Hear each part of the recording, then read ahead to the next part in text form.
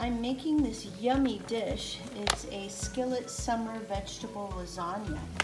And you don't have to boil the noodles ahead of time. You break the noodles in little 2-inch pieces, and then you add, you put all the ingredients in the frying pan. And this is what we're up to right now. There's the pieces of the noodles. There's the zucchini, the canned tomatoes, garlic, onion, some seasonings, some salt.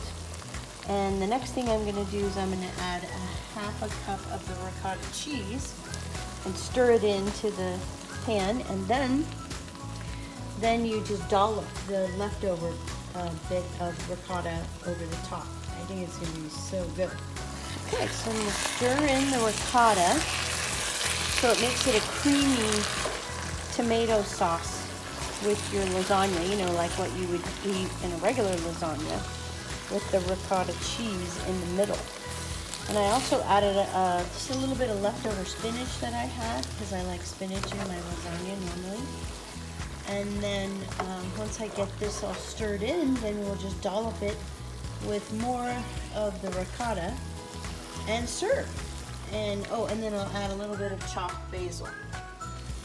And so this is a great way to make a lasagna instead of doing it the other way, where you have to boil the noodles first, layer it in the pan, add the other ingredients, layer, and then bake it.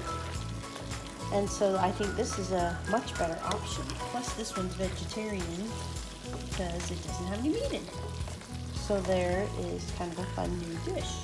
That looks so good. And so you can see the chopped basil and the leftover ricotta that you put on there. I guess you could add mozzarella or other cheeses if you were so inclined, but I think I'm just going to keep it the way the recipe says.